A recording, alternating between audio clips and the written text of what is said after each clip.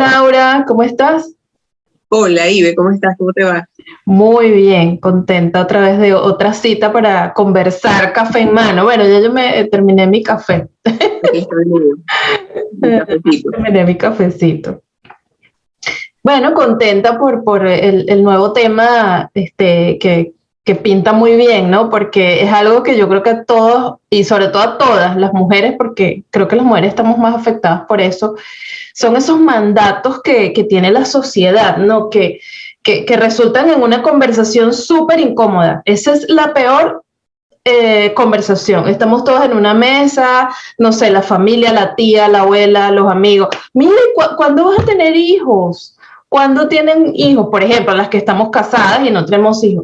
¿Y cuándo tienes el otro si tiene un hijo? Mire, o sea, ese tipo de cosas que siempre viene, o sea, es como esa curiosidad que bueno, ya desarrollaremos el tema, ¿no? Pero yo siempre digo, ¿qué hay detrás de esa pregunta, ¿no? ¿Y cómo te sientes tú, por ejemplo, cuando pasan esas cosas? Me imagino que te ha pasado, porque eso Muchas.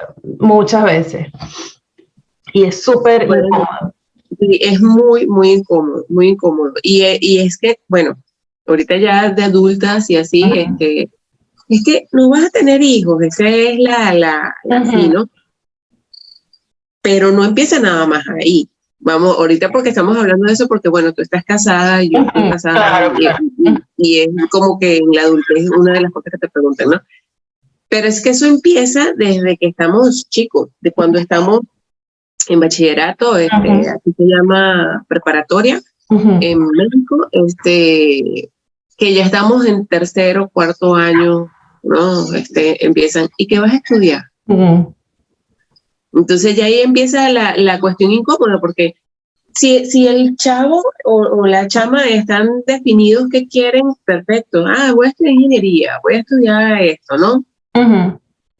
Pero si es una persona que no le gusta estudiar y que a duras penas está sacando el bachillerato, imagínate tú así como, bueno, no sé, ¿cómo no vas a saber si ya Exacto, estás porque estudiando? dígale eso. ¿Cómo no vas a saber si te gradúas en unos meses? Ya tienes que Ajá. saber. ¡Wow! Pero más o menos como que te gusta. Ay, Dios mío, no sé. O sea, voy a hablar como no, no Como sé, no el sé qué me adolescente. gusta. No, no, ahorita no tengo nada definido, o sea, como que me gusta las artes, pero o no me gusta nada. Y Pero no me entonces, gusta nada. es decir, no me gusta nada, Eso es terrible. Es como, mira, ¿cómo que no te gusta nada?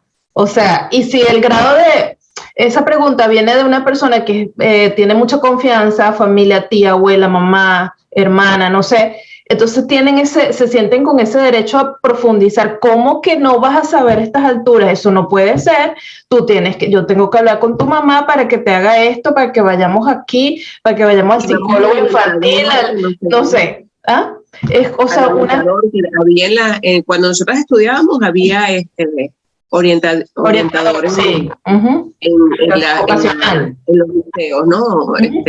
Y entonces uno podía ir y decirle, es que no sé, y entonces te empezaban a hacer preguntas. Yo nunca fui, Yo porque yo sí tampoco. siempre Yo también estuve quería muy clara. estudiar, ¿no? Pero la verdad sí es una pregunta incómoda, sobre Uh-huh. todo en esta etapa, es una presión que se le hace Es al una adolescente. presión. Se siente presión. Y es incómoda para la persona, el adolescente, y para los padres también, porque luego recae sobre los padres. Mira, ¿cómo que el niño no sabe qué va a estudiar? ¿Cómo es que Sí, tú como madre no le has dicho, no lo has guiado? ¿Cómo es que, o sea, es que trae una cola muy grande, entonces se convierte también en un peso para los padres? Eso, pues, y a lo mejor es un tema sensible que como padres han sufrido, les preocupa, pero que no están dispuestos a ventilarlo así, o sea, porque no, sin ningún tipo de tacto, ¿no? Yo creo que esas cosas no es que no se puedan preguntar, sino que hay que tener mucho tacto, saber cómo preguntarlo, que no suene incisivo, que no suene a presión, pero yo diría que prácticamente, ¿para qué? Es decir, ¿qué ganamos con hacer ese tipo de pregunta, no? yo lo pregunto, Yo tampoco, yo no soy preguntona, o sea, o yo de sea, verdad, yo te puedo preguntar qué haces, claro, pero pregunta ¿a qué muy te dedicas? clásica, Ajá, exacto, y dónde lo haces y te gustan, eso sí. claro. Pero, por ejemplo, tengo pocas amigas que tienen hijos adolescentes, pero sin ir muy lejos. mi vecina tiene una hija, la más chiquita tiene 17 años y ya está por graduarse, o 16. Y yo a ella nunca le he preguntado, oye, ¿qué vas a estudiar y qué vas a hacer después? Que no sé qué. Ayer apenas mi mamá me dijo que va a estudiar, que decidió estudiar y que se va a Guadalajara a estudiar. Y cuando me encontré en la noche y le dije, ay, mi amor, tu mamá me dijo que te vas a estudiar a Guadalajara, que no sé qué, pero porque somos muy amigas. Claro, y una confianza. Que me había dicho, la niña ya le había preguntado que se me había contado que se va a Guadalajara. Y eso, pero fíjate que yo nunca le pregunté ni a ella, ni a la muchachita, ni a la mamá, ¿va a ir a la universidad? No va a ir, o sea, no. Sí, yo creo que es una cosa muy, muy importante. Ahí es donde comienzan los muchachos a sentirse demasiado presionados socialmente. Porque cuando tú los vas llevando, ¿no? Pero muchas veces no quieren estudiar en la universidad. Exacto.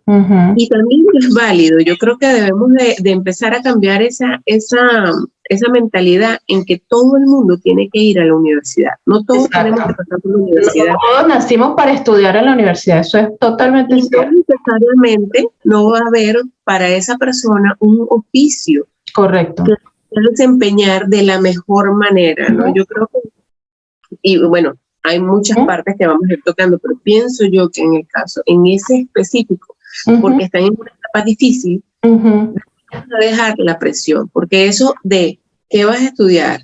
Es que no me gusta la universidad, yo no quiero ir a la universidad porque a mí lo que me gusta es la carpintería, por decir algo. ¿Cómo vas a ser carpintero? ¿Cómo crees tú? No. O a mí lo que me gusta es pintar. ¿Cómo crees? ¿Cómo que vas a ser pintor? O cantar. ¿No? Entonces yo creo que eso es lo que hace a muchas personas infelices. Total, frustradas. Frustradas en el futuro. Entonces eso es una cosa que no debería de ser. Yo pienso que hoy día, estando más abiertos, deberíamos de más bien sentarnos con los muchachos y ver realmente qué quieren.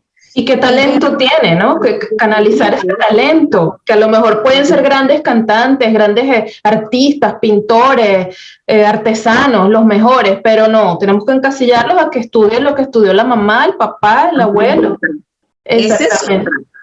Porque fíjate, eso que tú dices es muy importante. Debemos de ver qué habilidades tienen nuestros niños y qué les va gustando a medida que se van desarrollando. Exacto. Y ahí enfocar nuestra atención y nuestra fuerza para que eso lo desarrolle de la mejor manera. Exactamente. Porque si yo tengo una niña, como es el caso de una amiga, que la niña no puede ver, está muy chiquita todavía, pero se está viendo. Tú le pones un reggaetón y te dice no, y está chiquita, tiene 3 años.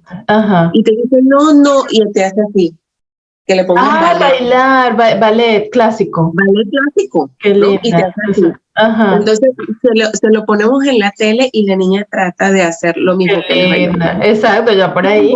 Es una cosa que hay que ponerle el ojo, porque es posible que sea porque está chiquita y le gusta ponerse el tutú en la casa. Claro. Y eso.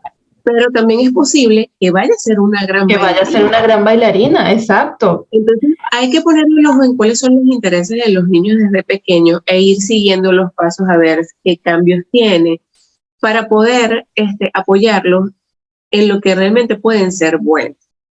Exacto. Hay otra cosa muy importante de los adolescentes. A veces hay familias de médicos, por decir algo. Entonces empieza el papá. Tienes que ser médico porque tus abuelos son médicos, tu abuelo es médico, tú eres médico y tú tienes que ser bueno. Exactamente. Es una cosa el muchacho.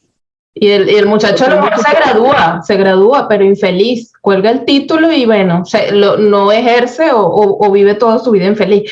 Pero sabes una cosa interesante también, Aura, hay una frase que es típica, que seguro la has escuchado: estudia para que seas alguien en la vida. Entonces eso me hace pensar a mí que si tú no estudias, tú no eres alguien. Es decir, que la gente que no estudia no tiene humanidad ni dignidad, valor, no es alguien. O sea, el estudiar no te define, ni estudiar, ni tener dinero, o sea, no te define lo que tengas. O sea, es muy profundo y a veces, claro, no tenemos ese chip cultural de estudios para que seas alguien en la vida. Yo estoy cansada de escuchar eso. Eso es muy, en Venezuela es muy común, seguramente en México también. Entonces, claro, uno nace con esa idea de no, tengo que estudiar, si no, yo no voy a ser nadie, con ese paradigma. Entonces, claro. Y hay personas que a estas alturas, siendo adultos, que se dedican a otras cosas, dicen, es que yo no soy nadie en la vida porque yo no fui a la universidad. Porque no pude estudiar. Exactamente. Y no nada que ver. O sea, el ser alguien es el cultivarse interiormente, el ser buena persona, el tener valores, principios, claro, humanidad, honestidad. Honestidad. Eso es ser alguien en la vida. Y servir, ¿no? Como ser humano, como exactamente. Y ser capaz de servir, o sea, de ser útil en lo que seas, o sea, en cualquier oficio digno. Para mí todos los oficios son dignos. Y ser capaz de brindar eso a la sociedad. O sea, lo que hace un médico es tan valioso como el que atiende un supermercado, la cajera, o el señor que barre la calle, o que están en esos camiones ahora, porque si no nos ahogaríamos en la basura, ¿no? O sea, todo el mundo está destinado a hacer algo, a cumplir un oficio, y todos somos útiles en distintas áreas y distintos campos. Entonces, claro, yo creo que eso tiene mucho que ver con ese paradigma, ¿no? De qué vas a estudiar. Entonces, luego de que uno, bueno, ya estudié, ya me gradué de abogado. Ajá, ¿y cuándo vas a conseguir trabajo? Porque, ajá, ¿cuándo es que vas a hacer el posgrado? Claro, una buena empresa, porque si no, no sirve, ¿no? Y después es bueno, no, pero esta es otra típica, Aura. ¿Y cuándo ya tienes novia? Porque te veo muy solo, no sé, estás como solito, ¿no? Porque tus primos ya tienen novia, si es hombre, ¿no? Si es mujer, también. No, tienes 25 años y no tienes noviecito. Entonces, claro, a lo mejor la persona dice, mira, no tengo novia porque soy gay. O sea, por decirte algo, o sea, es una conversación sumamente incómoda porque esa persona a lo mejor es homosexual y tiene una presión tan grande porque las tías, las abuelas, las vecinas, o los amigos empiezan con eso, entonces entramos otra vez en eso, ¿no? En ese terreno tan cienagoso que es la vida privada y que son temas tan sensibles, ¿no? Que yo siempre converso esto con mi esposo, ¿no? Si viviéramos en una sociedad plena, abierta, que no criticara a nadie, que tuviéramos respeto por la libertad ajena, serían temas libres. Mira, no me quiero casar, o no quiero tener hijos, soy homosexual o bisexual, o no me interesa, quiero ser monja, no sé. Y la gente no se extrañaría de, qué bueno, ok, y sigues tomando café. Pero lamentablemente no vivimos en esa sociedad. Tenemos una sociedad que nos marca como que primero es como un orden, ¿no? Tienes que estudiar, graduarte, casarte, tener hijos, o sea, es como A, B, C. Porque si alteras esa fórmula también, ¿cómo vas a ser madre soltera? ¿Cómo es que vas a tener un hijo sin un esposo? Porque eso también está mal visto. No, otra pregunta, Aura. ¿Por qué te divorciaste? O sea, ¿cómo puedes, responder esa pregunta tan vasta, tan compleja a una persona que quizás no tiene suficiente confianza contigo, que de pronto hace 15 años que no la ves? Hola, ¿cómo estás? Cuéntame. ¿Y tu esposo? No, me divorcié. ¿Y por qué te divorciaste? Es como, mira, obviamente porque no era feliz, ¿no? Es un poco obvio. Exacto, pero es una pregunta muy, muy compleja. O sea, sí. Y sumamente incómoda. O sea, realmente. Eso de los mandatos, porque son preguntas incómodas, pero también ese tipo de cosas, esa presión sobre hace hacer cosas que no se quieren hacer. Bueno, ya creo que hablé tu gato, porque es una cosa que se me... Sí, ya está montado, se me coló por aquí, dejé la puerta abierta y se coló, bueno. Veo un bultito que pasa allá. Sí, el gatico. Es una cuestión muy, muy delicada, porque hace hacer cosas que no se quieren hacer, como estudiar en la universidad, por ejemplo, tocaste un punto muy álgido, que es el punto de que tienes novia, tienes novio, y muchas veces son homosexuales y se casan por la presión. Por la presión, por aparentar. Yo tengo un amigo que es jovencito, por la presión de la mamá, porque la mamá se imaginaba, pero no le gustaba. Tengo un amigo que se casó. Imagínate. Que todo se volvió, o sea, te imaginas, ¿no? Claro. ¿no? el hacerlo sin querer hacerlo porque él estaba claro, Claro. pero lo hizo. Entonces la presión con la mujer y hacer cosas que no quería hacer y una serie de situaciones que se dieron, obviamente duró 1 año de casado solamente. Claro. Y fue muy difícil. ¿Por qué? Por esa presión. Montado, si lo viera, está montado. Ay, no. Voy a poner pausa aquí, voy a poner pausa. Entonces, Ok. imagínate la presión y todo lo que esta persona vivió solamente por complacer a la mamá, por la presión. La presión familiar. Entonces, esto ya por ahí es un problema. Luego está, como tú dices, bueno, cuando te casas, que tú te casas un poquito más adelante si te divorcias, ¿no? Ajá. Si te casas, entonces te casaste. ¿Y para cuándo vas a encargar? Exactamente. Y tú así como... Y todo conlleva, pero por lo menos este tema específico. ¿Y por qué no has tenido hijos? ¿Cuándo vas a encargar? Es un tema muy... Todos son sensibles. Todos. Pero este tema en particular, tú no sabes qué ansias pueda tener esa persona, esa mujer. Esa la pareja. Tú no sabes si han perdido un hijo, si no pueden, porque No, es posible que no puedan. están lidiando con eso, tal vez lo están trabajando, tal vez están haciendo inseminación artificial, o sea, un mundo de cosas y la frustración que siente una mujer cuando quiere y no puede. O incluso cuando no quiere, Aura, porque imagínate, libre Dios, que esa mujer que le preguntan diga, no, es que no quiero tener. Entonces, imagínate, viene la bomba, ¿cómo que tú no? O sea, esto es terrible, una mujer que no quiere tener hijos. Y yo digo, bueno, ¿por qué te puedo dar muchas razones? ¿No? Pero si tengo 1000 razones, muy probablemente tú como mamá, si eres mamá, te vas a sentir perdida. Claro.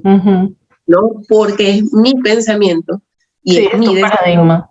Libre albedrío, y yo tengo mi rollo por el que yo no quiero, por ejemplo, ¿no? Entonces yo se lo externo a una mamá y esa mamá de repente es como muy mamá. Estas mamás, ¡ay, qué bonito! Todo el tiempo, ¿no? Y esto es lo más hermoso que me ha pasado en la vida, que es válido. Claro. Yo lo respeto, ¿no? Lo más hermoso que me ha pasado en la vida es que no sé qué, ahí vienes tú y le das tu punto de vista y esa mamá se va a sentir escandalizada. Claro, son dos puntos opuestos, claro. Y te va a juzgar. Entonces, todo es una presión que no debería existir. No debería existir, definitivamente. Pero yo digo, ¿desde dónde habla esa persona cuando dice eso? ¿Por qué no has tenido hijos? ¿Por qué te casaste? ¿Por qué te divorciaste? ¿Por qué no has tenido, o sea, por qué estás gorda? Porque esa es otra cosa, el cuerpo. Pero ¿por qué no has adelgazado? Yo te veo como gordita, deberías adelgazar. O sea, eso es otro tema. O sea, no puedes hablar del cuerpo de otra persona. Tú tampoco sabes qué lucha está viviendo esa persona con su cuerpo. Claro, un problema hormonal o se siente mal, ha intentado miles de dietas y no puede y tiene una autoestima golpeada. Es decir, es un mundo de cosas que, a ver, yo lo que digo es, no es que uno no pueda preguntar, porque pues sí, uno puede preguntar, pero cuando uno pregunta siempre debe ir un fin, o sea, ¿qué necesito oír? ¿Qué quiero oír? ¿Para qué me interesa esto? Eso es principal, ¿no? ¿Qué gano yo con preguntarle esto a ella? No te interesa. Estás preguntando por puro morbo. Exacto. Eso te iba a decir también, que va a depender también del grado de confianza, porque yo puedo entender que una tía mía, por ejemplo, que es mi tía, que es como mi segunda mamá, me diga, hija, pero ¿por qué no has tenido hijos? Por ejemplo, porque me quiere, porque quiere tener unos sobrinos nietos, yo eso lo puedo entender. Pero quizá una persona que es una amiga de mi mamá que vino, que yo la he visto cada hace 15 años y me viene a preguntar eso, es como, mira, son ese tipo de preguntas que no tienen sentido porque no hay un nivel de confianza y de intimidad como para que tú llegues a preguntar algo así. En venezolano. Ajá. Eso es entrepitura. Entrepitura, sí, exacto. Eso es entrepitura. Lenguaje muy venezolano, correcto. Ser metiche, pues. Ser metiche. Exacto. Fíjate que yo en eso me siento privilegiada con mi mamá y mi papá. Yo siempre lo converso, que me siento súper orgullosa de papá y mamá, porque ellos me respetan tanto ahora. Ellos no, o sea, ese tipo de cosas, siendo mi papá y mi mamá, no se meten en por qué no has hecho esto, por qué hiciste aquello. Jamás me he sentido evaluada, escrutada por ellos y lo podrían hacer porque son mis papás. Y mira, qué maravilla sentirme así con ellos. Entonces, claro, cuando viene otra persona y lo hace, yo digo, wow, pero ni siquiera papá y mamá que pueden tener ese derecho, entre comillas, a meterse más y no lo hacen, es muy incómodo realmente. O sea, ese tipo de preguntas son, y peor cuando son en multitud, que no te lo dicen de pronto en una conversación de uno a uno, sino una conversación familiar. Un 31 de diciembre, toda la familia, mira, pero ¿por qué tal cosa? ¿Pero por qué no es que te veo como gordita? No sé. Exacto. Wow, es duro. Exponerte. Yo creo que hay mucha falta de medida del que pregunta, o sea, de empatía. De empatía, exacto. Porque tú no sabes en qué situación estás poniendo al otro cuando tú haces ese tipo de preguntas. Es como desnudarte enfrente de los demás. Para mí es como desnudarte. Te quito la ropa enfrente de los demás. O sea, no. Yo lo veo como un gran irrespeto. Gran irrespeto. Sí, hay preguntas que no se hacen. Tienes que tener, en el caso de las amistades, mucha amistad con esa persona para preguntar. Exactamente. Yo las personas que no tengo así como que hay muchas cosas que yo observo y que digo, me pregunto interiormente por qué tal cosa, pero no se la pregunto a esa persona. Exacto. Ahora, personas como tú, mi amiga Vicky o mi amiga Mari, que también es tu amiga, claro, afortunadamente, hago preguntas, o sea, todas las preguntas, cuando a mí se me ocurre algo, yo lo suelto. Exacto. Porque es que también tenemos un grado de confianza y años. Y hay un respeto, o sea, hay un respeto que se siente. Tampoco es una pregunta de chisme. Por lo general es, oye, tengo esta cosa y me está dando vuelta. Tal cosa y ver, o tal cosa, Mari. Y yo siento que hay mucha franqueza entre nosotras, pero es por el grado de amistad. También hay una consolidación de una amistad de mucho tiempo donde está más que, yo siempre lo digo, más que comprobado que somos amigas en las buenas y en las malas. Exacto. Pero en el caso de personas como tantas que tú tratas en el día a día, que solamente de repente te las encuentras en el trabajo o en el gimnasio o que simplemente tienes algún tipo de actividad o de contacto, pero hasta ahí. No. Exacto. Y tú has dicho algo importante, o sea, esa amistad que nos une y que tú sientes esa libertad de poder preguntarme determinadas cosas, es porque lo haces con tanto respeto y eres tan leal que yo sé que en ningún momento tú vas a utilizar esa información que yo te di para exponerme, porque hay un amor de verdad de amistad. Claro. Claro, porque si yo te estoy contando algo tan privado, que es algo secreto, algo que si yo no tengo escrúpulos, no tengo un nivel de respeto, yo te puedo exponer porque es un secreto que tú me confiaste a mí. Yo te pregunté, mira, ¿por qué no hiciste tal cosa? No sé, y tú me contaste. Imagínate que yo te pregunté, no sé, ¿por qué te divorciaste? Suponiendo que tú estés divorciada. Y entonces tú me dices, no, Ivette, tú sabes que, bueno, tuve un problema así, infidelidad, tal cosa, y me cuentas todo inocentemente porque confías en mí, porque soy tu amiga, ¿no? Pero resulta que en una pelea yo contigo voy y le cuento, no, es que tú sabes que lo que ella me contó en su matrimonio, mira lo que ella hizo. O sea, ese tipo de cosas por eso es tan delicado. ¿Cómo? Lo he visto. Sí, claro, yo también lo he visto, por supuesto. Y me he quedado loca porque yo digo, ¿qué tan amigas? No, sí. a mí no me ha pasado, mucho menos en los últimos 20 años, porque realmente cuando uno va madurando, pues elige mejor a sus amistades. Sí, más, exacto.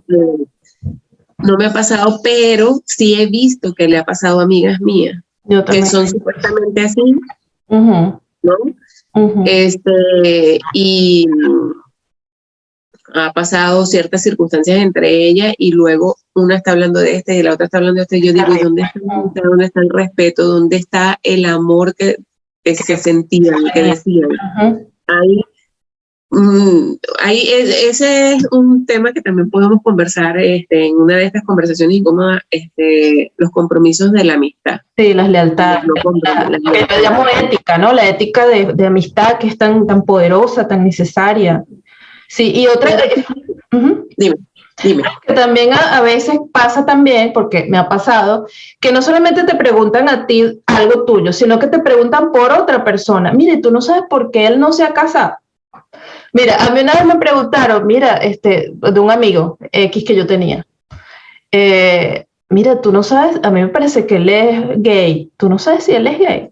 Mira, a mí me dio tanta rabia, yo le dije, no es tu problema, no te lo voy a decir. Realmente no lo sé, porque es su vida sexual, pero si lo supiera tampoco te lo tengo que decir, eso es algo muy personal. O sea, me dio tanta rabia, porque él tiene que preguntarme a mí la orientación sexual de esta persona, o sea, ¿por qué?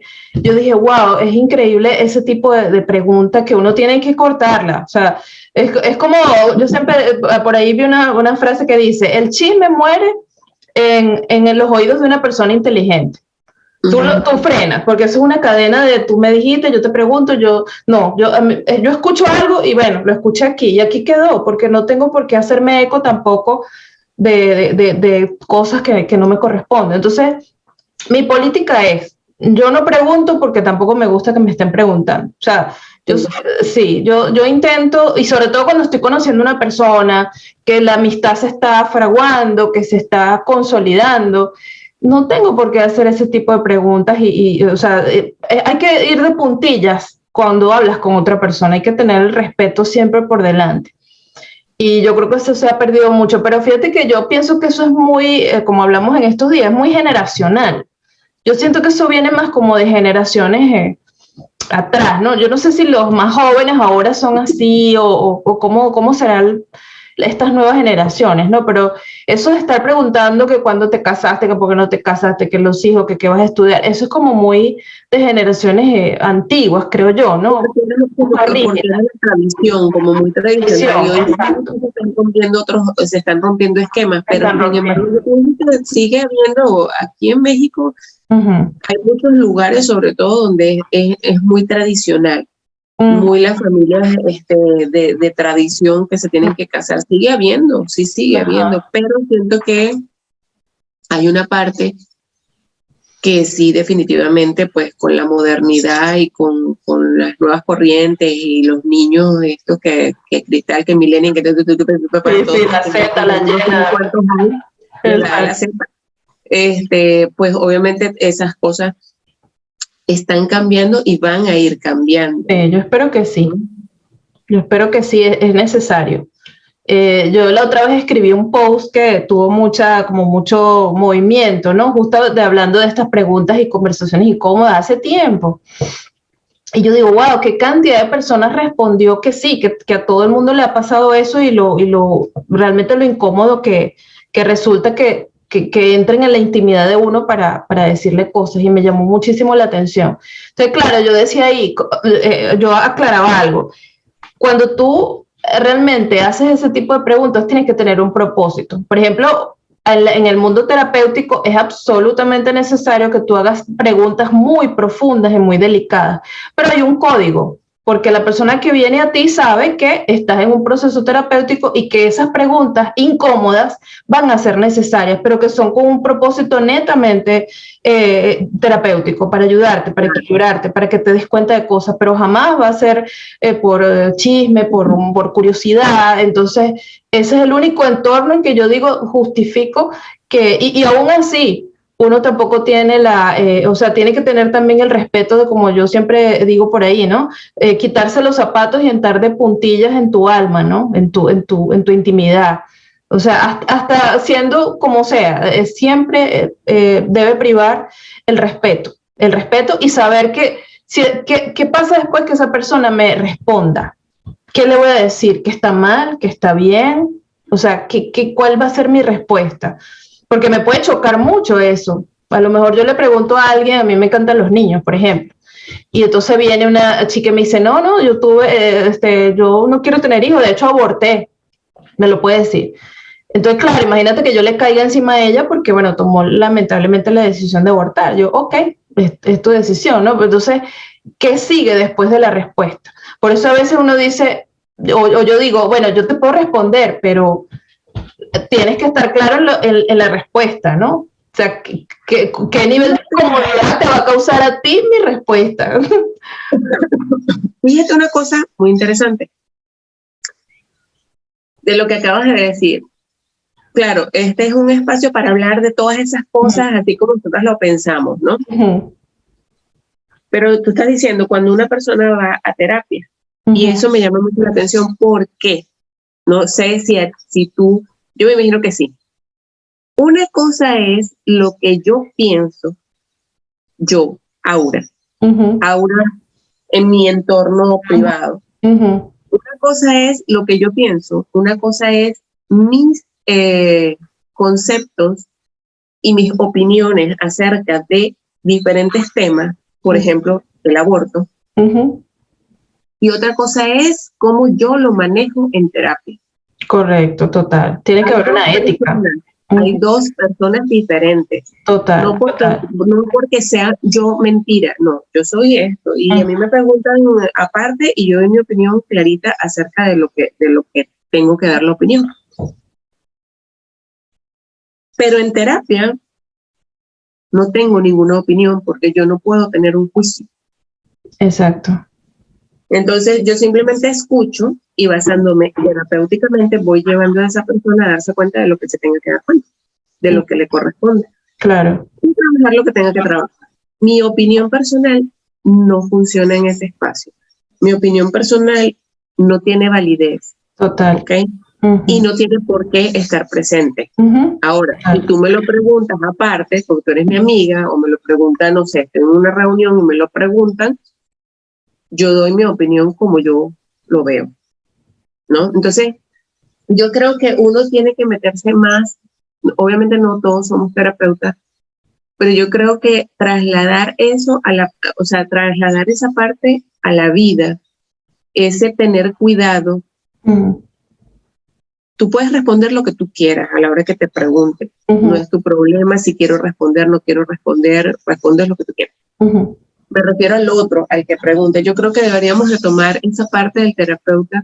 El terapeuta sí hace muchas preguntas incómodas, pero también hay otras que sabe qué preguntar y qué no preguntar en un determinado momento según fluyen las cosas. Igualito deberíamos hacerlo en la vida real. Claro. Todas las personas. Tener esa cuestión que yo pienso que todo eso pasa también por la falta de empatía. No ponerse a pensar que el otro puede estar transitando una situación incómoda de ponerse en los zapatos porque no sabemos qué está pasando. Es falta de consideración, es cierta falta de respeto, cierta falta de límites. Mis límites, o sea, como tú dices, yo no pregunto porque a mí no me gusta que me pregunten y yo soy igual. Si yo me pongo como perico preguntón porque yo quiero curiosar la vida de alguien, me estoy exponiendo y me estoy abriendo a que a mí me pregunten y qué voy a hacer, le voy a salir con 2 piedras en la mano, pues no, porque yo empecé. Claro. O porque yo he tenido esa dinámica.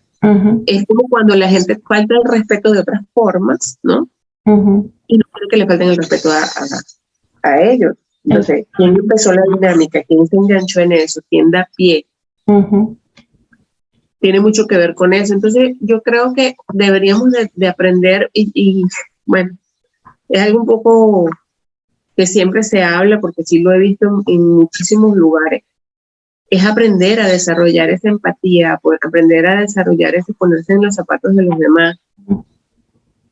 No necesariamente sabiendo qué es lo que está ocurriendo, porque no necesariamente debemos de saber. Claro, no, es imposible, no sabemos. Pero si no lo sabemos, precisamente decirme, ¿para qué necesito yo esto? Es necesaria esta pregunta, o sea, ¿qué voy a hacer yo con esta pregunta? Exacto. ¿Y qué sé yo si la respuesta es dolorosa para esa persona? A mí no me gustaría que me hicieran una pregunta dolorosa y entonces yo no la hago. Yo creo que es mucho de pensar en eso, y eso es empatía, porque yo no sé qué está pasando, a lo mejor no pasa nada. Exacto, a lo mejor no pasa nada. A la persona ni le importa, sí importa, te contesta lo que tú quieras, yo no tengo problema. pero a lo mejor sí está pasando algo. Entonces nos tenemos que poner siempre en el lugar de que quizás sí está pasando algo. Y vamos a tocar fibras muy sensibles de esa persona, y es mejor, si uno tiene mucha ansiedad de saber, uno aprender a calmarse, uno aprender a regularse. Exacto. ¿Okay? Porque también suele pasar mucho esa indiscreción y querer saber todo de una vez cuando conocemos a alguien que nos interesa. Como queremos saber todo, y también tenemos que darnos como los tiempos. Hay tiempo para todo. La persona, aunque dos personas se gustan, no tiene por qué llegar a contarte toda su vida en ese instante. Claro. Porque no sabe quién eres tú. Entonces yo pienso que uno tiene que aprender a regular, que eso es la inteligencia emocional, parte de a regularse y entender que a mí esto no me aporta, para que lo quiero saber, y si tengo mucha ansiedad porque a mí me interesa esa persona y quisiera saber más, yo soy la que tengo que aprender a controlar, no a reprimir, pero a controlar, a regular todo eso y entender que es un proceso de paciencia para que las cosas se vayan dando, que se van a saber en el momento, porque es así, así. Y no preguntar, detenerse y no preguntar. Exacto. Pero sí, o sea, no, y luego ya cuando estamos más grandes, entonces vamos a suponer que tienes hijos, ¿verdad? Y ya tus hijos tienen 22. Oye, ¿y no tienes novia? Lo mismo. Y no estás casado de tu hijo. ¿Y cuando vas a hacer abuelo? Ay, coño. Es así. Es increíble. Es increíble. Sabes que hay una frase que a mí me encanta de Carola, mi maestra Carola, que dice que cada pregunta encierra una tiniebla. Ella dice que siempre que tú preguntas algo hay una tiniebla en ti. O sea, nunca es curiosidad. Siempre hay algo profundo allí que no has superado, que te molesta, que te duele, que quieres, que estás envidiando, que te da rabia. Siempre hay una tiniebla. Y es cierto, o sea, ese tipo de preguntas lo encierra. Y entonces es como cuidado con lo que uno pregunta, ¿no? Porque eso dice mucho de uno, pues, de realmente eso. Y tú dijiste algo muy importante. Parte de la inteligencia emocional es aprender a leer la emocionalidad de la persona que tengo enfrente. Porque puedo meter la pata y de repente, o sea, uno puede caer en eso, porque uno no es perfecto. Seguramente yo hace muchos años, quizá más chama, no sé, cometí el error de ser imprudente al preguntar algo, porque a todos nos ha pasado. Pero también uno tiene que aprender a leer esa emocionalidad del otro y saber que de pronto le incomodó, no quiere, y ese silencio, ¿no? Mira, si se quedó en silencio, yo no insisto, porque hay personas que tú no le respondes pero insistes, pero dime, pero ¿por qué? Pero tenme confianza, pero yo no le voy a decir a nadie. Y es como, Dios mío, no entiendes que no quiero, o sea, es fuerte esa insistencia también. Entonces, preguntas terribles, ¿no? Y me encanta esa frase. Y otro caso en lo que me acordó, porque lo que acabas de decir es muy cierto. Cuando uno está empezando una relación de pareja, si uno le gusta a una persona, ¿verdad? Allí yo justifico determinadas preguntas importantes, preguntas trascendentales. ¿Pero por qué? No es curiosidad, es porque si yo pienso tener una relación con alguien, son cosas que a mí me van a influir directamente. Por ejemplo, la religión, por ejemplo. Mira, ¿qué religión te gusta? ¿Cuáles son tus pensamientos acerca de la espiritualidad? No, mira, yo soy ateo, por decirte algo. Entonces imagínate que yo sea una persona profundamente católica, ¿verdad? Que voy a la misa todos los domingos, que tengo buenos santos por todos lados. Entonces, claro, yo tengo que saber que eso a lo mejor a futuro puede influir. Entonces es una pregunta necesaria. Mira, ¿qué piensas tú de la maternidad? Mira, no, yo no quiero tener hijos. De repente yo digo, no, yo sí quiero tener 5 muchachitos. Entonces, claro, ese tipo de cosas yo ahí sí las justifico, siempre contacto, porque claro, yo puedo preguntar eso, pero tampoco le puedo caer encima a la persona cuando me responda. Yo tengo que entender que, bueno, si él puedo discrepar con él y ya. Tú dices paso o... Claro, tú asumes el riesgo. Mira, me gusta mucho y sí, pues voy a asumir el riesgo, o definitivamente pienso que no podríamos llegar a algo porque tenemos pensamientos muy opuestos en determinadas cosas, ¿no? Y eso es también válido. Entonces yo creo que esa conversación incómoda debe estar. Son conversaciones muy incómodas, pero que deben ponerse sobre la mesa porque está en juego el futuro de esa relación. porque están implicados los dos, pues dos creencias, dos sistemas familiares, dos culturas a veces, ¿no? Pero es el único ámbito y por supuesto como hablamos en el ámbito terapéutico, pero de resto, mira, no hay cosas que definitivamente son totalmente inadecuadas. Así es, así es. Esas sí son momentos sumamente incómodos. Incomodísimo, sí. Sumamente incómodos. Para el que recibe la pregunta, ¿no? Exacto, para el que recibe y muchas veces para el que... Exacto, cuando el otro le responde, ¿no? Puede ser un momento incómodo, es incómodo para uno que le pregunten eso, pero cuando el otro recibe la respuesta que no le gusta, si no le gusta, el ambiente se enrarece. El ambiente se enrarece. Es así. Y otra cosa que también es parte de, bueno, lo ideal sería que ese tipo de preguntas no se hicieran porque hay que tener tacto y delicadeza. Mucho tacto. Pero igual si te van a hacer, por lo menos esperar el momento propicio. Exacto. No hacerlo delante de un montón de gente, delante de toda la familia, delante de... Claro, porque también depende el motivo, ¿no? Yo puedo hacerte una pregunta porque te quiero entender y porque te quiero mucho y quizás hay un tema delicado que yo como amiga veo en ti y te quiero preguntar porque me importas. Entonces hay un propósito mayor y que sé que me estoy metiendo en aguas profundas, pero es para entender qué te pasa, por qué pasa algo. Es distinto, pero si mi pregunta va en base a, yo le pregunto porque esto es lo que yo considero correcto y lo voy a enjuiciar después que escuche la respuesta. Ahí es donde está mal. Pero si yo te pregunto a ti algo profundo para que tú, imagínate que tú pases un buen tiempo y no quieras hablar con nadie, qué sé yo, y yo, Aura, pero ¿qué te pasa? ¿Te pasó algo? ¿Peleaste con alguien? Voy metiéndome más profundamente en el micrófono. ¿Sí? Tu micrófono, no te escucho. No te escucho. Ahora sí. Ajá, ahora sí. Ahora sí se silenció, ok. Sí, se silenció. Bueno, me perdí un poquito, pero claro, ahí lo justifico totalmente, porque me preocupa, porque puedo ir profundizando en esa pregunta porque te quiero entender tu actitud, entender qué te pasa, si tienes algún problema, o sea, ese tipo de cosas es distinto. Otra vez, sí, pero es tu sonido. Exacto, ahora sí. Ahora sí. Qué raro, ¿verdad? Se está poniendo así. No, ya sé porque es que me entró una llamada. Está asociado a llamadas, pero de todas maneras entró. Ok. Perdón. No, tranquila. Entonces, bueno, es eso, ¿no? O sea, ese tipo de cosas. Y ya para ir finalizando ahora, ¿qué podemos concluir de esto? ¿Qué le dirías tú a esas personas que tienen esa necesidad de preguntar, de indagar, de... Bueno, aprender a tener empatía y hay cosas que no tenemos por naturaleza porque no las aprendimos.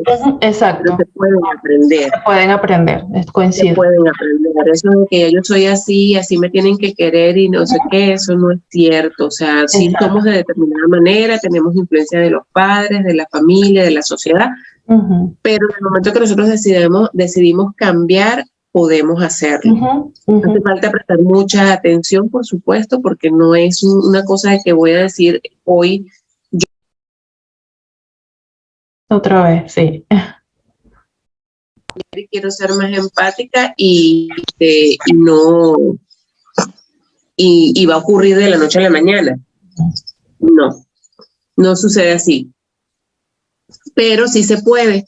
Y una cosa que es el tema central de la conversación de hoy, dejar de presionar, dejar de hacer ese tipo de preguntas, porque todo el mundo viene con una finalidad específica, con una finalidad que viene del alma, con una misión de vida que viene del ser, ¿ok? No del hacer.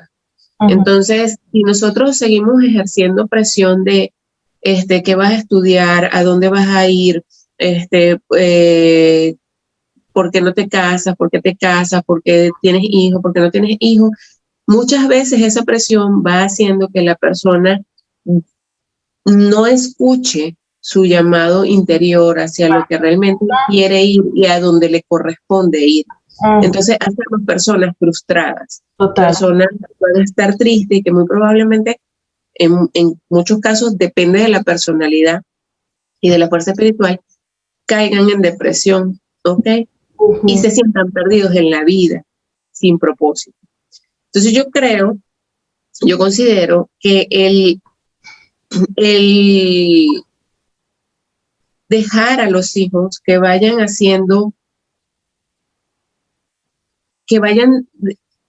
aprendiendo a escucharte, que no es, ojo con esto, porque no quiero pasar al otro lado de la permisividad absoluta, no se trata de eso, pero tratar de entenderlos desde niño y ver cuáles son sus orientaciones en todos los sentidos para poder ayudarlos a desarrollar su máximo potencial. Por supuesto que la función del padre es de contención, de límites, ¿ok?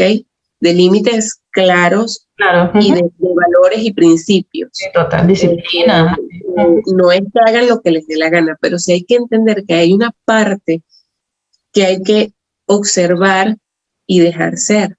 Observar y dejar ser, para que se pueda desarrollar el máximo potencial en esa persona. Y dejar de estar creyendo que si no estudiamos no somos valiosos, dejar de estar creyendo que si no tengo un título universitario no voy a ser alguien en la vida, dejar de estar creyendo que si voy a ser bailarina entonces me voy a morir de hambre, que si quiero ser músico te vas a morir de hambre, porque no es cierto. Esto está más asociado a la mentalidad de abundancia o escasez que tenga la familia. Sí, total, esa creencia de la familia nacional también. Más en eso que el hecho de que tenga ese tipo de profesiones. Eso es una creencia que se ha impuesto a que la gente que es artista o es terapeuta se desarrolla en el ámbito espiritual, tiene que tener carencia o tiene que ser pobre. Eso son creencias, no es real. Eso es una creencia, está instaurada. Claro. Como creencia, las personas automáticamente, inconscientemente van hacia allá, pero no tiene que ver realmente con el oficio, con la vocación.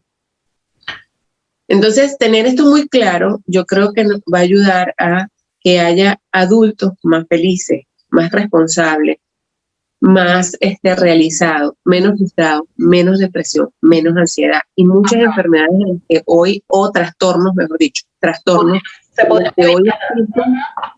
evitar. Muchas de esas cosas se pueden corregir con esto. La presión social, la presión desde que son niños, tiene mucho que ver, el modo en que le hablamos.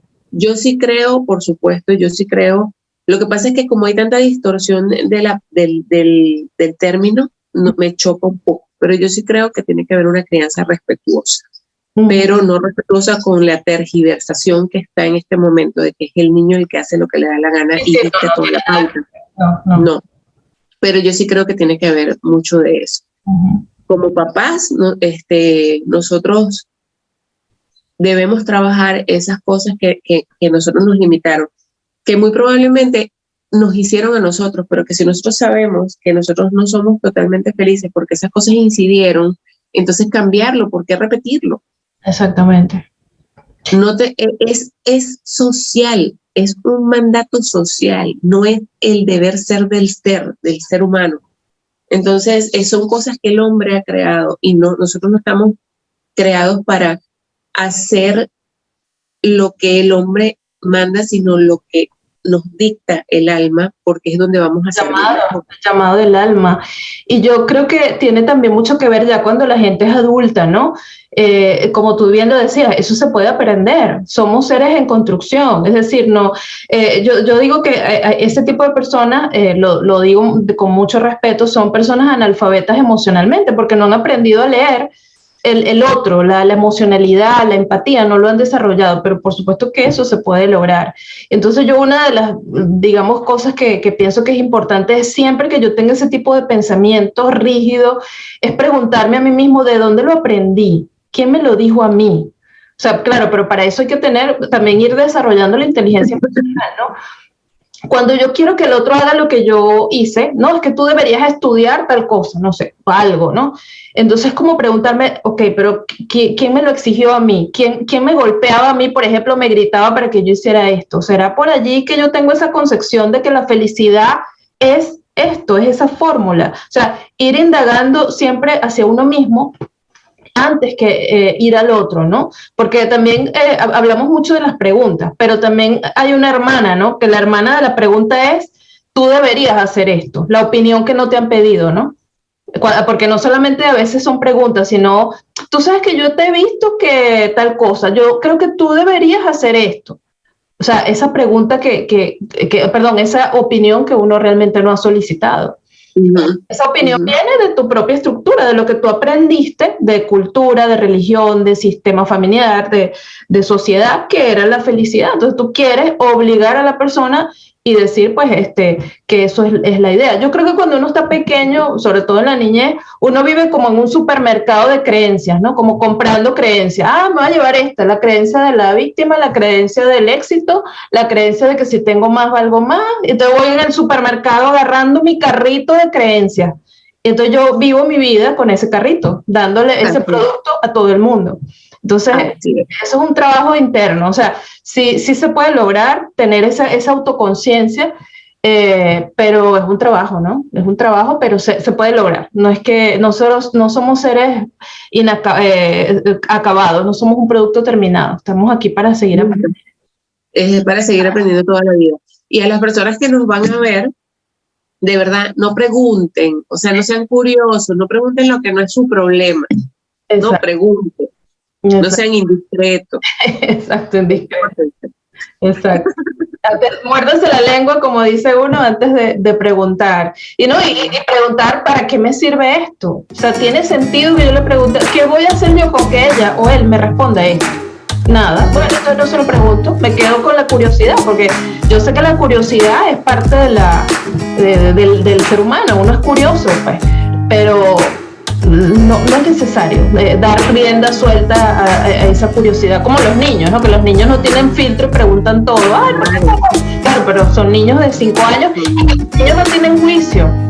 Los niños son tan inocentes que te pueden preguntar algo y siguen jugando. Ah, ok, y salen. Porque, claro, son muy inocentes, pero ya el adulto ya te está preguntando porque detrás de eso viene, bueno, una cantidad de cosas. Me encantó lo que dijiste que dice Carola, porque yo a Carola la sigo también. ¿Cómo fue que detrás de cada pregunta hay una tiniebla? Detrás de cada pregunta hay una tiniebla. Me encanta eso. Sí, así es. Y bueno, excelente tema, querida Aura. Bueno, espero que los que nos escuchen pues se lleven un pedacito de eso y los acompañamos en esas conversaciones y preguntas incómodas que a todos nos han fregado la vida en algún momento. Así es. Aprender. Así es. Bueno, amiguita, un abrazo. Igual, nos estamos hablando. Chao.